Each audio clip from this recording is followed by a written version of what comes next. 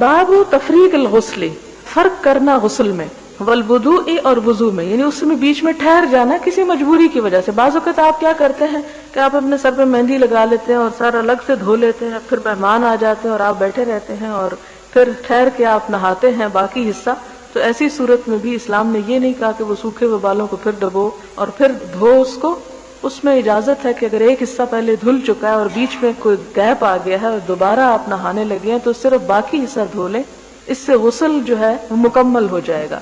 پھر اس کے بعد اس میں یہ کہتے ہیں کہ تفریق الغسل، غسل کو الگ کرنا، والوضوء اور وضو کو، اور اس میں ایک اور معنی یہ بھی نکلتا ہے کہ غسل اور وضو الگ الگ کر لینا۔ مثلا آپ نہار کے نکل آئے اور باہر آ کے جب کپڑے وغیرہ پہن لیے سب کچھ تو پھر نماز کا وقت پھر آپ دوبارہ وضو کرنے لگتے ہیں تو اس کی بھی اجازت ہے، لیکن باقی جسم پہ تو خود بخود پانی بہہ ہی جاتا ہے، کلی اور جو ناک میں پانی ڈالنا ہے وہ پھر کر ہی لینا چاہیے اگر باقی وضو کی نیت نہ بھی ہو۔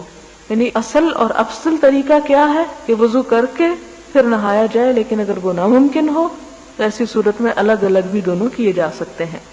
وَيُذْكَرُ عَنْ ابن عمر، حضرت ابن عمر سے یہ ذکر کیا جاتا ہے انه غسل قدميه کہ انہوں نے اپنے دونوں پاؤں کو دھویا، بعد ما جف وضوءه، اس کے بعد کہ ان کا باقی وضو خشک ہو چکا تھا۔ اب یہاں پر حدیث کیا ہے؟ حدثنا محمد بن محبوب قال حدثنا عبد الواحد قال حدثنا الأعمش عن سالم ابن ابي الجعد عن قريب مولى ابن عباس عن ابن عباس قال قالت ميمونة وضعت لرسول الله صلى الله عليه وسلم ماء يغتسل به، کہ میں نے حضور صلی اللہ علیہ وسلم کے لیے پانی رکھا جب آپ غسل فرما رہے تھے، فافرغ على يديه فغسلهما مرتين مرتين وثلاثا ثم افرغ بيمينه على شماله فغسل مذاكيره ثم دلك يده في الارض ثم مضمض واستنشق ثم غسل وجهه ويديه وغسل رأسه ثلاثا ثم افرغ على جسده ثم تنحى من مقامه فغسل قدميه۔ حدیث وہی ہے جو پیچھے آ چکی، بتانا مقصود کیا ہے کہ آپ نے سارا وضو کر کے بیچ میں گیپ کے ساتھ پاؤں الگ دھوئے۔ یعنی یہ ساری روایات میں تقریباً آتا ہے کہ پاؤں کو اس کو موالات بولتے ہیں کہ ایک ہی سٹریچ میں سارا کچھ کر لینا چاہیے یا بیچ میں کوئی اور کام کر کے تو پھر بعد میں پاؤں بھی دھو سکتے ہیں۔ تو یہاں آپ صلی اللہ علیہ وسلم کے طرز عمل سے یہ بتایا جا رہا ہے کہ آخر میں بھی یعنی بیچ میں بریک لا کے بھی دھوئے جا سکتے ہیں۔ باب اذا جامع ثم عاد، کہ جب کسی نے جماع کیا پھر دوبارہ کیا، ومن دار علی نسائی فی غسل واحد، اور جو پھرا اپنی عورتوں پر ایک ہی غسل میں، یعنی ایک ہی دفعہ غسل اس کے لیے کافی ہے۔ اور یہاں پر آپ دیکھیں کہ جب حدیث آئے گی اور شاید پھر آپ کے ذہن میں کوئی ایسی شیطانی وسوسہ آ جائے، اس کو میں پہلے سے ہی رفع کر دوں کہ آپ صلی اللہ علیہ وسلم کا یہ معمول نہیں تھا، لیکن آپ نے جواز ثابت کرنے کے لیے ایسا کیا کہ اس چیز کا جواز ہے، اگر کوئی ایسا کرتا ہے تو اس کو اس چیز کی اجازت ہے۔ وہ کیا ہے؟ حدثنا محمد بن بشار قال حدثنا ابن ابي عدي ويحيى بن سعيد عن شعبة عن ابراهيم بن محمد بن المنتشر عن ابيه قال ذكرته لعائشة فقالت، کہ میں نے ذکر کیا حضرت عبداللہ بن عمر کے قول کا تو انہوں نے کہا یرحم اللہ ابا عبد الرحمن، اللہ رحم کرے ابو عبد الرحمن پر۔ یہ کون ہے؟ عبداللہ بن عمر ہے۔ کنت اطیب رسول اللہ صلی اللہ علیہ وسلم، میں خوشبو لگاتی تھی حضور صلی اللہ علیہ وسلم کو، فیطوف علی نسائہ، تو آپ پھرتے تھے اپنی بیویوں پر، ثم یصبح، پھر صبح ہوتی، محرمن، حالت احرام میں، یندخ طیبن، کہ آپ خوشبو جھاڑ رہے ہوتے تھے۔ مراد اس سے یہ ہے کہ اگر ایسی خوشبو لگا لی جائے کہ جس کے بعد نہانے کی ضرورت پیش آتی ہے تو نہا لے، اور نہانے کے بعد اگر پھر بھی خوشبو آ رہی ہے جسم سے، کیونکہ بعض عطر ہیں وہ اتنے تیز ہوتے ہیں کہ اگر صرف پانی سے نہایا جائے تو خوشبو جسم سے نہیں جاتی، تو کیا اس خوشبو کے ساتھ احرام پہنا جا سکتا ہے؟ تو اس کا یہاں پر اشارہ ہے کہ احرام پہنا جا سکتا ہے۔ یعنی آپ صلی اللہ علیہ وسلم اس حالت میں کہ آپ کے جسم سے وہ خوشبو آ رہی ہوتی تھی، آپ احرام پہن لیا کرتے تھے۔ اور دوسرا اس میں جو باب سے متعلق چیز ہے اس کا بھی ذکر کیا گیا، فیطوف علی نسائہ۔ حدثنا محمد بن بشار قال حدثنا معاذ بن هشام قال حدثني ابي عن قتادة قال حدثنا انس بن مالك قال كان النبي صلى الله عليه وسلم يدور على نسائه في الساعة الواحدة من الليل والنهار وهن 11، کہ نبی صلی اللہ علیہ وسلم جاتے تھے اپنی بیویوں کے پاس یعنی ایک رات میں، اور وہ 11 تھی۔ قال قلت لانس، میں نے انس سے کہا اب کان یتیکو، کیا آپ میں اتنی ہمت تھی؟ قال كنا نتحدث، کہتے ہیں کہ ہم یہ کہتے تھے کہ انه اعطي قوت 30، کہ آپ صلی اللہ علیہ وسلم میں 30 تک کی قوت ہے، یعنی اللہ تعالیٰ نے ان کو عام انسانوں سے بڑھ کر ایکسٹرا پاورز دی ہوئی تھی۔ وقال سعید عن قتادة ان انس حدثهم 9 نسوة، اور سعید قتادہ سے روایت کرتے ہیں کہ حضرت انس رضی اللہ تعالی عنہ نے ان سے 9 عورتوں کا ذکر کیا۔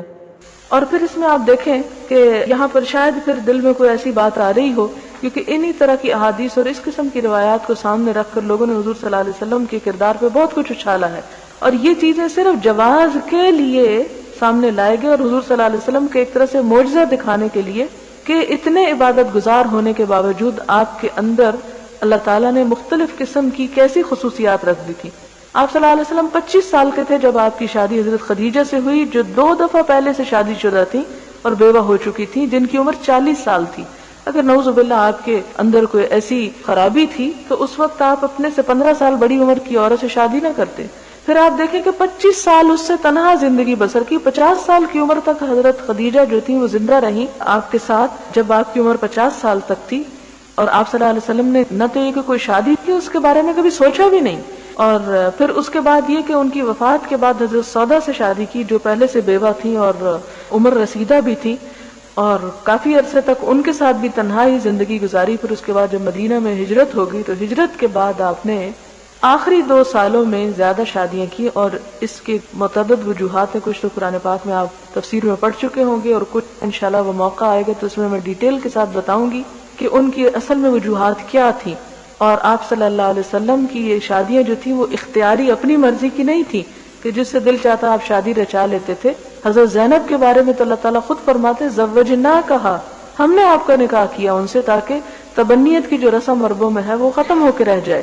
اور پھر اس کے بعد آپ دیکھیں کہ آپ صلی اللہ علیہ وسلم کی آدھی راتیں عبادت میں گزرتی تھی۔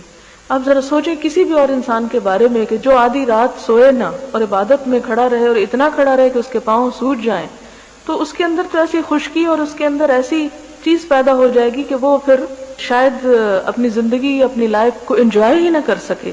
لیکن بتایا یہ جا رہا ہے کہ اسلام ایک ایسا دین معتدل ہے کہ جہاں اللہ تعالیٰ کی عبادت اور اس کے حقوق اپنی جگہ پر ہے، اور دوسری طرف زندگی گزارنے کے اور فطرت کے جو تقاضے ہیں وہ اپنی جگہ پر ہیں، اور فطرت کے تقاضوں کو پورا کرنا اسلام کا مطالبہ ہے، نہ کہ ترک دنیا۔ یہ اعتراضات ان لوگوں کی طرف سے آئے جن کے ہاں شادی کرنا ہی ایک برا فعل تھا، اور پھر ایک سے زیادہ شادی کرنا تو اور بھی زیادہ برا تھا۔ لیکن اسلام چونکہ دین فطرت ہے، اور اس میں جیسے کہ میں پہلے بھی بتا چکی ہوں کہ بیسک نارم نہیں ہے ایک سے زیادہ شادیاں کرنا، وہ ایک ریمیڈی کے طور پر رکھا گیا، جیسے کسی بھی چیز کا کوئی علاج ہو سکتا ہے، اور اس کو بھی لمیٹڈ کیا گیا اور اس کو بھی شروط اور قیود کے ساتھ باندھا گیا۔ تو ان سارے پس منظر میں اگر ہم رکھ کے اس بات کو سمجھنے کی کوشش کریں تو یہ ہے کہ آپ صلی اللہ علیہ وسلم نے جواز کی خاطر، اور یہ بھی تو ہو سکتا تھا کہ آپ اپنی اس بات کو کسی کو بھی نہ بتاتے، آپ کی ذاتی زندگی کچھ اور ہوتی، لوگوں کو کچھ اور تلقین کرتے، لیکن آپ کے ظاہر اور باطن میں فرق نہیں تھا۔ ان چیزوں کی جو برائی اور اس کے بارے میں جو برے خیالات یا دین کے خلاف جو اس چیز کو سمجھا گیا اس کو یہاں پر ثابت کیا جا رہا ہے۔ اور پھر یہاں ایک اور سوال شاید ذہن میں آئے کہ آپ صلی اللہ علیہ وسلم کی 11 کی بیویاں تھی اور 4 جو ہیں وہ باقی لوگوں کے لیے، تو قرآن پاک اس کا جواب دیتا ہے، آپ پڑھیں گے تفصیل سے انشاءاللہ تعالی، خالصۃ لک من دون المؤمنین، کہ اللہ تعالیٰ نے حضور صلی اللہ علیہ وسلم کو خاص طور پر اجازت دی تھی دوسرے مومنوں کے علاوہ، تاکہ آپ کی زندگی جو ہے وہ بذات خود ایک معجزہ ہو جائے۔ اور پھر آپ دیکھیں کہ ان بیویوں کے صرف یہ نہیں کہ جسمانی حقوق پورے کرنے تھے، آپ ان کی جو خاندانی ضروریات تھی، ان کے نان نفقہ اور ان کے جو باہم معاملات تھے، ان سب کو بھی نبھانا جو ہے، عام حالات میں تو جس شخص کی 2 بیویاں ہوں اس کے لیے جینا مشکل اور دوبھر ہو جاتا ان کی لڑائی دنگے فساد کی وجہ سے، لیکن یہ کہ حضور صلی اللہ علیہ وسلم کی آپ حکمت عملی اور ان کے اعلیٰ اخلاق اور کردار کو دیکھیں، کتنی زیادہ بیویاں ہونے کے باوجود ہر ایک کو اپنی اپنی جگہ کس طرح انہوں نے مطمئن رکھا ہوا تھا۔ اور یہ آپ کی خصوصیات میں سے کچھ خصوصیات ہیں جو اللہ تعالیٰ کے خاص حکم اور مصلحت کی وجہ سے آپ کے ساتھ منسلک ہیں۔ اس میں دل برداشتہ ہونے یا نعوذ باللہ حضور صلی اللہ علیہ وسلم سے نفرت کرنے کی ضرورت نہیں۔ جب بھی ایسا خیال آنے لگے، آپ کی جوانی کو دیکھ لیا کریں کہ جب جوان تھے اور جب سب سے زیادہ مکے کے حسین نوجوان تھے، اس وقت اگر آپ نے ایک بڑھیا سے شادی کر لی جو 40 سال میں، تو آپ دیکھیں کہ عورت بڑھاپے کو پہنچ جاتی ہے اور اس کی جو جوانی کی عمر ہے وہ گزر جاتی ہے۔ اس وقت آپ کو زیادہ ضرورت تھی، لیکن اس وقت آپ نے ایسا نہیں کیا، تو بعد میں کیوں ہوا؟ یہ اللہ تعالیٰ کے حکم اور مصلحت کے تحت ہوا۔ پھر اگلی حدیث ہے باب غسل المذی والوضوء منہ، مذی کو دھو لینا اور اس سے وضو ہی کافی ہے۔ اس کا بیان پیچھے گزر بھی چکا ہے۔ حدثنا ابو الولید قال حدثنا زائدۃ عن ابی حسین عن ابی عبد الرحمن عن علی قال كنت رجلا مذاء فأمرت رجلا أن يسأل النبي صلى الله عليه وسلم لمكان ابنته فسأل فقال توضأ واغسل ذكرك. باب من تطیب ثم اغتسل وبقي اثر الطیب، باب کہ جو خوشبو لگائے پھر غسل کرے اور خوشبو کا اثر باقی رہے، تو کیا خوشبو کے باقی رہنے سے وہ نہانے کا فعل جو ہے وہ پورا ہو جاتا ہے یا فرض ادا ہو جاتا ہے؟ حدثنا ابو النعمان قال حدثنا ابو عوانة عن ابراہیم ابن محمد ابن المنتشر عن ابيه قال سألت عائشة فذكرت لها قول ابن عمر ما احب ان اصبح محرما اندح طیبا، کہ ابن عمر نے کہا تھا ایک مرتبہ کہ میں نہیں یہ پسند کرتا کہ میں جب احرام پہنوں تو میرے جسم سے خوشبو آ رہی ہو، تو اس کے جواب میں حضرت عائشہ کہتی ہیں فقالت عائشہ انا طیبت رسول اللہ صلی اللہ علیہ وسلم، میں خوشبو لگاتی تھی حضور صلی اللہ علیہ وسلم کو، ثم طاف فی نسائہ، پھر آپ اپنی بیویوں کے پاس جاتے، ثم اصبح محرما، اور خوشبو لگے ہوئے آپ احرام پہنتے۔ اس سے پتہ چلتا ہے کہ احرام سے پہلے جسم پہ خوشبو لگائی جا سکتی، احرام پہن کے لگانا منع ہے۔ اچھا، اس میں ایک اور بات یہ آ رہی ہے کہ آپ دیکھیں کہ بعض اوقات انسان کے جسم میں کوئی میک اپ ہوتا ہے، جیسے لپسٹک لگی ہوتی ہے یا کوئی اور چیز لگی ہوتی ہے، اور انسان اس دوران وضو بھی کر لیتا ہے، اور وضو بڑے احتیاط سے کرتا ہے کہ میک اپ خراب نہ ہو، تو کیا اس صورت میں وضو ہو جاتا ہے؟ جی ہو جاتا ہے، جبکہ جسم کو پانی اچھی طرح ٹچ کر جائے، یعنی اگر کسی چیز کا کلر باقی رہے لیکن وہ کلر جو ہے وہ پانی کو جلد چھونے کو رکاوٹ نہیں ہے، تو ایسی صورت میں وضو یا غسل جو ہے وہ اپنے حالت پر قائم ہوتا ہے۔ اب یہ حدیث نہ ہوتی تو آپ کو کیسے پتہ چلتا اپنے لیے اتنی فائدے کی بات؟ حدثنا آدم قال حدثنا شعبۃ قال حدثنا الحكم عن ابراہیم عن الاسود عن عائشة قالت كأني انظر الى وبيس الطيب في مفرق النبي صلی اللہ علیہ وسلم، حضرت عائشہ کہتی ہیں کہ گویا کہ میں دیکھ رہی ہوں وبیس چمک، الطیب خوشبو کی، یعنی خوشبو چمک رہی ہوتی تھی، فی مفرق النبی صلی اللہ علیہ وسلم، آپ صلی اللہ علیہ وسلم کے مانگ میں، یعنی سر پہ جب خوشبو لگاتی تھی تو بالوں پہ نہیں بلکہ اسکن پہ لگاتی تھی، اور اس لیے کہ بہت سی خوشبو کے اندر ایسے کیمیکلز وغیرہ ہو سکتے ہیں کہ جو بالوں کو نقصان دیتے ہوں، اس لیے آپ بھی پرہیز کیجیے۔ وہ محرم، حالانکہ آپ احرام کی حالت میں ہوتے تھے، یعنی احرام سے پہلے خوشبو لگاتے پھر نہا بھی لیتے، لیکن خوشبو ابھی تک جسم پر لگی ہوئی ہوتی تھی۔ ایک سوال ہے ایلیفنٹس کی کلنگ کے بارے میں کہ ان کی ٹسک حاصل کرنے کے لیے کیا ان کو کل کیا جا سکتا ہے؟ دیکھیں حدیث میں یہ نہیں آیا کہ آپ ان کو کل کریں، حدیث میں صرف یہ آیا ہے کہ اس کی تجارت جو ہے، مثال کے طور پر ہاتھی ذبح تو نہیں کیا جاتا، وہ تو مر بھی جاتا ہے۔ اب اگر اسی طرح نیچرل موت تو انہوں نے مرنا ہی ہے، وہ مر جائے تو کیا ان کو اٹھا کے کوڑے کے ڈھیر پہ پھینک دیں؟ ان میں سے کیا ہم یوز کر سکتے ہیں، کیا نہیں کر سکتے؟ اس کے حلال یا حرام ہونے کا یہاں بتایا گیا کہ اس کی تجارت جو ہے وہ جائز ہے۔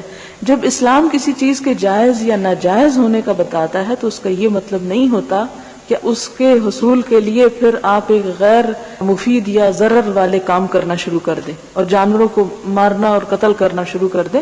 نہیں، وہ تو آپ کی اپنی سمجھ بوجھ پر ہے کہ ایسے جانوروں کے ساتھ آپ کو کیا معاملہ کرنا ہے جو دنیا سے ناپید ہوتے چلے جا رہے ہیں۔ اللہ تعالیٰ نے کیا فرمایا کہ اللہ تطغوا فی المیزان، جو میزان میں نے قائم کی ہے دنیا میں، جو چیزیں میں نے بنائی ہیں اور مختلف جو اسپیشیز ہیں، مختلف انواع و اقسام ہیں مختلف جانوروں کی، ایسے معاملات نہ کرو کہ جو ان کو نقصان دیں یا اس سے توازن بگڑے، کیونکہ ایک جانور دوسرے جانور کی غذا ہے اور ایک سرکل چلتا ہے پورا۔ جب ایک ہم بیچ میں سے خالی کر دیتے ہیں تو اس کے نتیجے میں انسان اس کی زد میں پھر آتا ہے، نقصان اٹھاتا ہے۔ اسلام نے پاکی اور ناپاکی کی جو رخصتیں رکھی ہیں، اگر دل نہ مانے اور ہم لازمی طور پر ہر چیز کو اچھی طرح دھو کر استعمال کریں تو اس سے کوئی گناہ تو نہیں ہوتا۔ نہیں، ٹھیک ہے، اپنے دل کی تسلی کے لیے اپنے آپ کو ضرور مشقت میں ڈالیں۔ مثال کے طور پر اگر گھی میں چوہا گر جائے اور ہمارا دل نہ مانے اور سارا گھی پھینک دیں تو کیا اس سے گناہ ہوگا؟ آپ کی مرضی۔ اس میں اگر آپ کے پاس اور ایک کنٹینر رکھا ہوا ہے تو آپ ایک پھینک کے دوسرا نکال لیں۔ لیکن بہت سے غریب لوگ ایسے بھی ہو سکتے ہیں، کیونکہ اسلام صرف امیروں کے لیے نہیں آیا جو ہر چیز پھینک سکتے ہوں، وہ ان کے لیے بھی آیا ہے کہ جن کے پاس دی اونلی گھی وہی ہو تو ان کو وہی استعمال کرنا ہو۔ تو انہیں بتا دیا گیا بھی اچھا، اگر تمہیں مجبوری ہے تم کر سکتے ہو، تم پہ حرج نہیں، گناہ نہیں، تم دل میں کوئی ملال رکھ کے اس کو نہ استعمال کرو بلکہ دل کی تسلی کے ساتھ کرو۔ میں آپ سے یہ پوچھنا چاہتی ہوں کہ جیسا کہ کہا جاتا ہے کہ فرانس اور امریکہ کے پرفیوم، شیمپو وغیرہ میں حرام چیزیں ڈال دی جاتی ہیں، خاص طور پر لپسٹک میں سور کی چربی ملائی جاتی ہے، تو کیا یہ چیزیں استعمال کی جا سکتی ہیں؟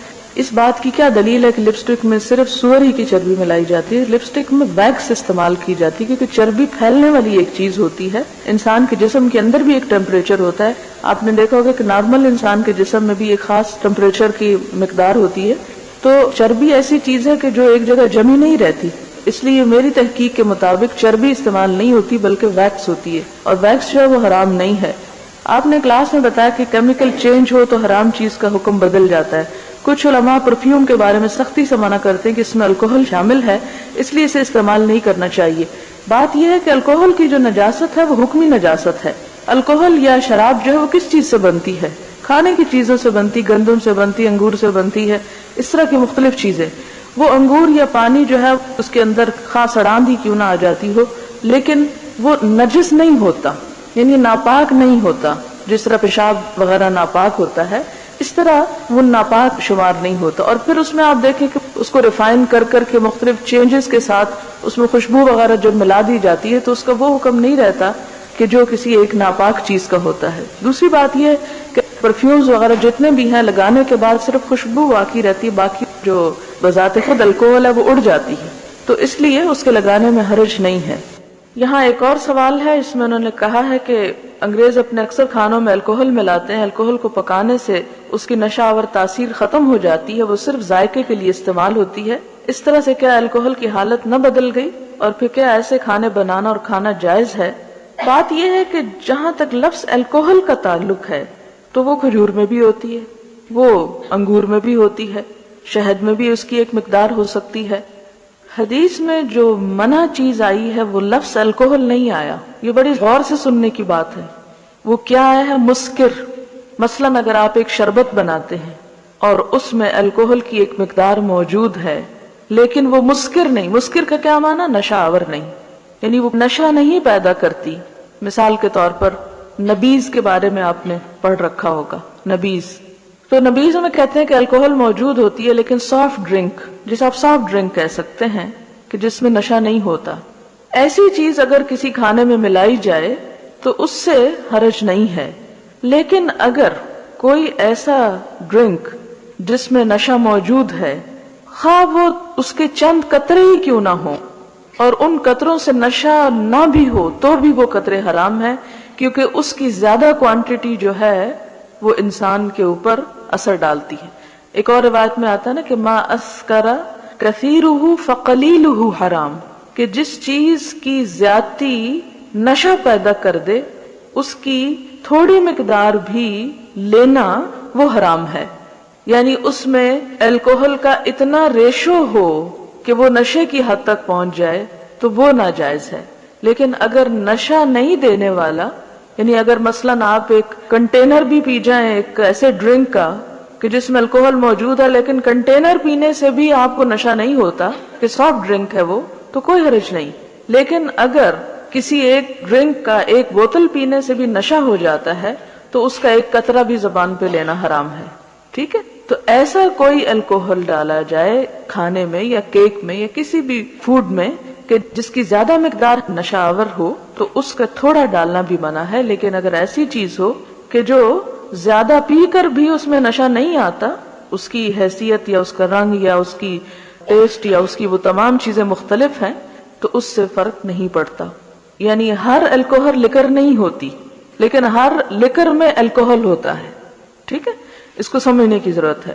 پھر اس کے بعد اگلا سوال ہے، حدیث میں عبداللہ بن مسعود نے اپنے آپ کو بے اختیار کہا کہ میں حضور پاک کی پیٹھ پر نجاست دیکھ رہا تھا لیکن کچھ کر نہیں سکتا تھا۔ اس کے بعد حضرت فاطمہ آئیں اور آپ کی پیٹھ پر سے اس کو اٹھا کر پھینک دیا۔ پوچھنا یہ تھا کہ حضرت عبداللہ بن مسعود بے بس اور حضرت فاطمہ با اختیار کس طرح تھی؟ بڑا اچھا سوال ہے، اس کا مطلب ہے کہ بڑے غور سے سنتے ہیں آپ لوگ اور بڑے غور سے جا کے پڑھتے ہیں۔ ان دونوں میں فرق اس لیے تھا کہ حضرت عبداللہ بن مسعود کا قبیلہ مکہ میں آباد نہیں تھا، وہاں پر قبائلی نظام تھا۔ جس شخص کو قبیلے کی پروٹیکشن ہوتی لوگ اس پر ہاتھ نہیں اٹھاتے تھے، وہ بڑا مضبوط ہوتا تھا، خواہ اس کا علم فضل کچھ بھی نہ ہو، لیکن قبیلہ داری کی وجہ سے اس شخص میں قوت ہوتی تھی۔ اس لیے حضرت عبداللہ بن مسعود اپنے آپ کو بے بس پاتے ہیں اور کہتے ہیں کہ کاش میرے پاس زور ہوتا تو میں ضرور ایسا کرتا لیکن میں بے بس تھا۔ دوسری طرف حضرت فاطمہ جو تھیں وہ بنو ہاشم سے تھیں اور قریش قبیلے سے تعلق رکھتی تھیں، خواہ وہ خاتون تھیں لیکن زیادہ طاقتور تھیں بنسبت حضرت عبداللہ بن مسعود کے اپنی خاندانی وجاہت اور خاندانی طاقت کی وجہ سے۔ اس لیے کہ بنو ہاشم کی ایک نوجوان لڑکی پر ہاتھ اٹھانا یا اس کو روکنا کہیں مشکل تھا بنسبت اس کے کہ عبداللہ بن مسعود پہ ہاتھ اٹھایا جاتا. سوال ہے کہ بیماری کی وجہ سے اگر کوئی شخص سویٹر نہ اتار سکے یا چڑھا سکے تو کیا اس صورت میں بازو کا مسح کرنا جائز ہے؟ کندھے کی 2 ہڈیاں بڑھنے کی وجہ سے بازو نہیں ہل سکتا. جی ایسا شخص معذور کی کیٹیگری میں آتا ہے اور اس کے لیے اس بات کی اجازت ہے، لیکن فیشن کی وجہ سے تنگ بازو پہن کر نہ اتارنا یہ معذوری نہیں ہے. وضو کے احکامات پڑھنے سے ہمیں معلوم ہوا کہ بعض دفعہ ہم نے سمجھا کہ ہمارا وضو ہے اور ہم نے نماز پڑھ لی جبکہ وضو نہیں تھا. اب نمازوں کا کیا کرنا چاہیے؟ اب یہ ہے کہ اگر تو یاد ہے، کچھ اندازہ ہے، تو جتنا ممکن ہو ان کو دوبارہ پڑھ لیں، اور اگر یاد نہ ہو اور بہت ہی زیادہ کا اندازہ ہو تو ایسی صورت میں استغفار کافی ہے. لیکن یہ ہے کہ نوافل وغیرہ پڑھتی رہیں تاکہ پچھلی نمازوں میں کوئی کمی بیشی جو ہے اس کا کفارہ ہو جائے. کیا ٹوائلٹ میں وضو کرتے وقت وضو کی دعا دل میں پڑھیں گے یا اس کے لیے بھی نماز کی طرح ہونٹوں کی حرکت ضروری ہے؟ بلند آواز سے تو کبھی نہیں پڑھی جاتی، زیر لب ہی پڑھی جاتی ہے، تو پڑھ سکتے ہیں جبکہ وہ پہلے بات واضح ہو چکی کہ سیٹ جو ہے وہ ڈھکی ہوئی ہو یا کوئی نجاست وغیرہ بظاہر نہ ہو اور اس کی حالت ایک عام کمرے کی سی ہو جائے. اگر لپسٹک لگی ہو تو اس کے سمیت وضو کیا جا سکتا ہے؟ جی ہاں کیا جا سکتا ہے، اگر اس قسم کی لپسٹک ہے کہ جس سے ہونٹ پانی کو محسوس کر سکیں، کیونکہ بعض چیزیں ایسی بھی ہوتی ہیں پینٹنگ کی قسم کی کہ جس سے جسم کو پانی نہیں چھوتا، اور کچھ چیزیں ایسی ہوتی ہیں کہ جن سے پانی آرام سے گزر جاتا ہے. اصل چیز ہے پانی پہنچانا. ہم نے کتاب الوضو میں جتنی حدیثیں وضو کے طریقے کے مطابق پڑھی ہیں ان سب سے یہ پتہ چلتا ہے کہ حضور نے ایک ہی چلو سے ناک اور منہ دونوں میں پانی ڈالا. ہم کو ہر معاملے میں حضور کی پیروی کرنا چاہیے. تو کیا ہمارے وضو صحیح نہیں ہے؟ اس میں دونوں طریقے ملتے ہیں. یہاں یہ ملتا ہے ایک اور جگہ پر، یعنی ساری احادیث جو ہیں وہ بخاری میں نہیں آ گئی، کچھ احادیث جو ہیں وہ اور کتابوں میں بھی ہیں اور وہ بھی صحت کے درجے پہ پہنچی ہوئی ہیں. تو وہاں ہمیں یہ طریقہ بھی ملتا ہے کہ آپ صلی اللہ علیہ وسلم نے پہلے الگ کلی کی پھر الگ ناک میں پانی ڈالا، یعنی آپ نے دونوں طریقوں سے ایسا کیا. اس لیے دونوں کی رخصت ہے، اجازت ہے، وسعت ہے اس میں. پھر اسی طرح سوال ہے کہ کیا لمبے ناخن میں جو نجاست ہوتی ہے اس سے وضو ہو جاتا ہے؟ لمبے ناخن جتنے بھی صاف رکھے نجاست تو ان کے اندر ہوتی ہی ہے. تو اس میں آپ دیکھیں کہ آپ صلی اللہ علیہ وسلم نے فرمایا کہ 10 چیزیں انبیاء کی سنت ہیں اور اس میں تقلیم الاظافر یعنی ناخنوں کا کاٹنا ہے، اور یہی چیز انسان کو انسان اور جانور کے درمیان ممتاز کرتی ہے. یعنی بہت بڑی پہچان ہے انسان اور جانوروں کے ناخن میں، لہٰذا انسان بننے کی کوشش کریں.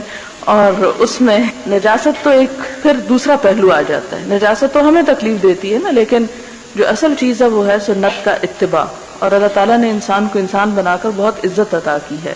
اسی طرح ایک سوال نیل پالش کے بارے میں ہے کہ اس سے وضو ہو جاتا ہے. تو وضو میں آپ نے یہ دیکھا ہوگا کہ پانی پہنچانا جو فرض حصے ہیں جیسے ناخن وغیرہ ہیں تو ان کے اوپر کوٹنگ نہیں ہونی چاہیے کہ پانی اندر سطح کو نہ پہنچے.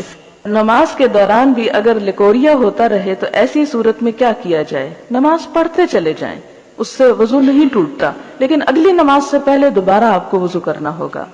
کیا ایسی صورت میں پہلے والا وضو باقی ہو اور ڈسچارج بھی ہوتا رہے تو پہلے وضو سے نماز کنٹینیو کی جا سکتی ہے؟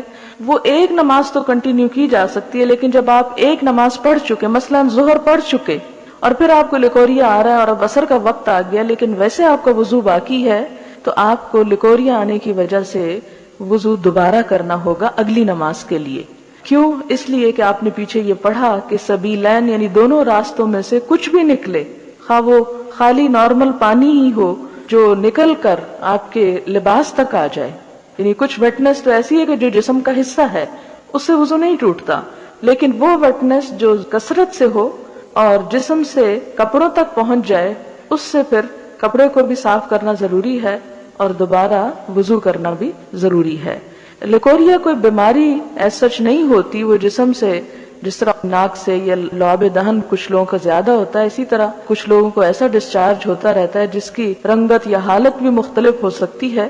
تو اس صورت میں باقی جگہوں سے جیسے لعاب دہن نکلتا ہے یا آپ ناک صاف کرتے ہیں، زکام ہے آپ کو اور آپ وضو میں ہیں لیکن ناک صاف کیے جا رہے ہیں، یا بچے کو دودھ پلاتے ہیں، کیونکہ بعض اوقات لوگ یہ بھی سوال کر لیتے ہیں کہ دودھ پلانے سے تو نہیں وضو ٹوٹتا. تو جسم کے اوپر والے حصے سے جو بھی رطوبات نکلتی ہیں اس سے وضو نہیں ٹوٹتا، لیکن سبیلین سے کچھ بھی نکلے تو اس سے وضو ٹوٹ جاتا ہے. What comprises the شرمگاہ؟ Is breast included under this term؟ نہیں، شرمگاہ میں breast included نہیں ہے، اس لیے کہ breast کو فیڈ کرتے وقت کھولا جا سکتا ہے اور عورتوں کے درمیان بھی کھولا جا سکتا ہے۔ شرمگاہ سے مراد وہ جگہ ہیں جنہیں ہر حال میں چھپانا ضروری ہے، اور اس سے مراد سبیلین ہیں، دونوں راستے۔ کیا بچوں کی پوٹی صاف کرنے سے وضو ٹوٹ جاتا ہے؟ اگر ٹشو سے آپ اس طرح صاف کر رہے ہیں کہ آپ کا ہاتھ نہ پوٹی کو ٹچ کر رہا ہے نہ اس کی کسی پرائیویٹ پارٹ کو، تو اس صورت میں تو وضو نہیں ٹوٹے گا، لیکن اگر آپ اس کو دھو رہے ہیں، واش کر رہے ہیں اور اس کی شرمگاہ کو ہاتھ لگ رہا ہے تو اس صورت میں آپ کو دوبارہ وضو کرنا پڑے گا۔ اگر کسی شخص سے وضو میں پاؤں کو مسح کرنا بھول جائے اور وہ نماز کے لیے بھی کھڑا ہو جائے، پھر اس کو فرض پڑھنے کے بعد خیال آئے، تو ایسی صورت میں اس کو کیا کرنا ہوگا؟ اسے فرض دوبارہ پڑھنے ہوں گے، دوبارہ وضو کر کے، کیونکہ مسح نہ کرنے سے وضو نہیں ہوتا اور وضو نہ ہونے سے نماز نہیں ہوتی۔ ایسا بھولنا جو ہے وہ جب یاد آئے تو اس کو دوبارہ پھر وضو کر کے نماز پڑھ لینی چاہیے، اس فرض کو دوبارہ لوٹانا چاہیے۔ آپ شاید اس بات کو اس لیے آپ سوچ رہے ہوں کہ ایک اور جگہ پر یہ بات آئی تھی کہ اگر کوئی شخص نماز کے دوران اس پہ کوئی نجاست آ گرتی ہے یا بھول کے قبلے کا رخ دوسرا کر لیتا ہے اور بعد میں اس کو پتہ چلتا ہے تو کیا کرے، تو اس کے لیے تو یہ کہ دوبارہ نہ دہرائے، لیکن وضو شرط ہے جس کے بغیر نماز ہو ہی نہیں سکتی۔ قبلے کی طرف منہ کرنا بھی شرط ضرور ہے، لیکن اس میں پھر بھی گنجائش موجود ہے کہ اگر کوشش کے باوجود نہ کر سکے، اس جگہ کو نہ پا سکے اور بعد میں پائے تو پھر دہرانے کی ضرورت نہیں۔ ہمیں بچپن سے کہا جاتا تھا کہ وضو کرتے ہوئے عورت کا سر ننگا نہیں ہونا چاہیے، دوپٹہ لے کر وضو کرنا چاہیے، نیز وضو کرتے ہوئے کسی سے بات نہیں کرنی چاہیے۔ میرے خیال ہے اب اس مسئلے کی وضاحت ہو جانی چاہیے کہ آپ نے غسل جنابت میں بار بار پڑھا کہ اسی حالت میں جبکہ سر پہ دوپٹہ تو چھوڑ جسم پہ کپڑا بھی نہیں تھا، وضو کیا گیا اور وضو ہو گیا، اور اسی وضو سے بعد میں نماز وغیرہ پڑھی جا سکتی ہے۔ اس لیے اگر آپ یہاں پر بیٹھیں تو اپنے ذہن کو ذرا خالی کر کے بیٹھا کریں، اور اس کا مطلب یہ ہے کہ یہ دیکھا کریں کہ جو کچھ ہم نے آج تک سیکھا وہ علم کا سورس کیا تھا۔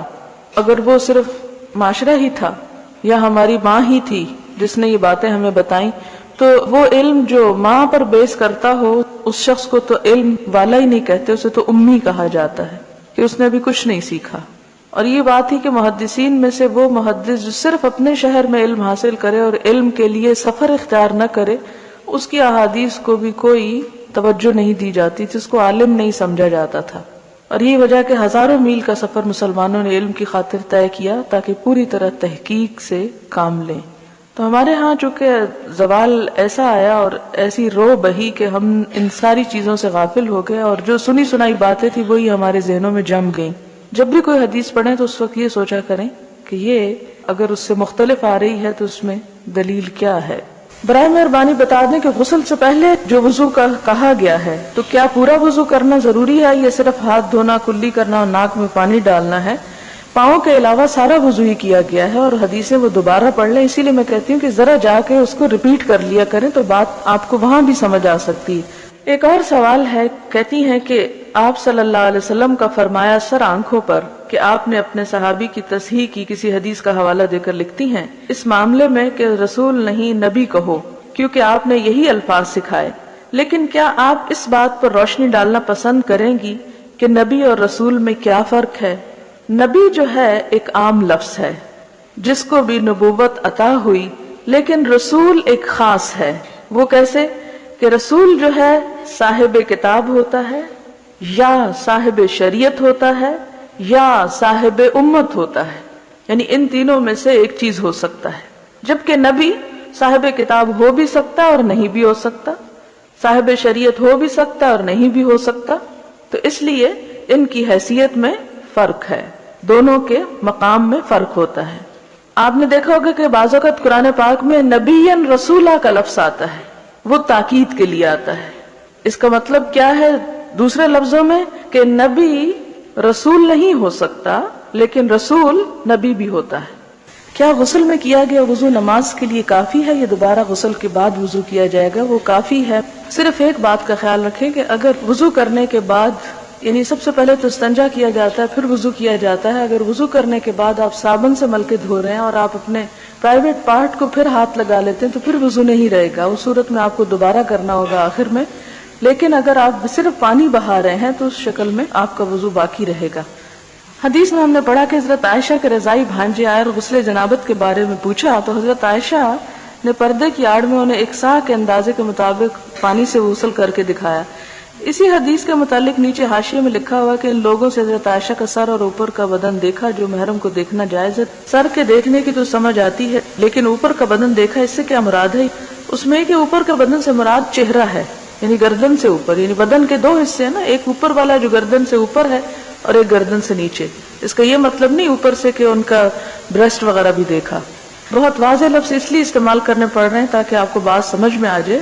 تو اس سے پتہ یہ چلتا ہے کہ محرم کے سامنے اگر کچھ گردن کا حصہ اور چہرہ ننگا ہے یا سر کے بال کھل گئے ہیں تو اس میں حرج نہیں ہے.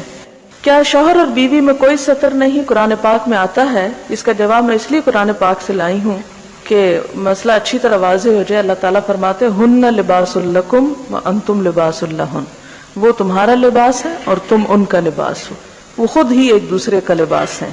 غسل کے لیے لازم ہے کہ ابتداء میں وضو کیا جائے.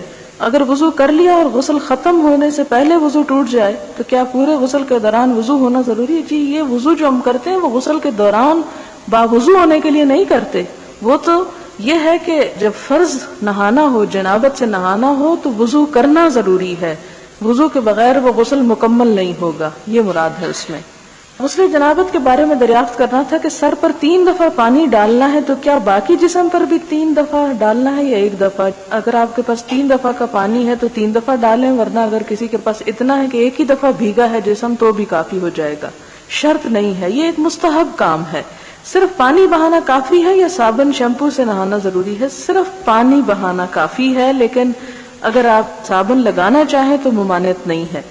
اگر غسل سے پہلے ہم نے وضو کیا اور دوران غسل وضو نہ رہے تو کیا اس صورت میں دوبارہ وضو کرنا پڑے گا؟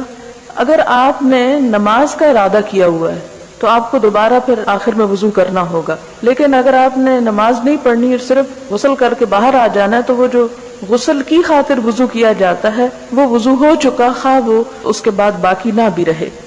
بعض عورتوں کو لیکوریا کی پرابلم ہوتی، ایسی صورت میں کیا غسل ہوگا یا ہر نماز کے ساتھ وضو کریں گے؟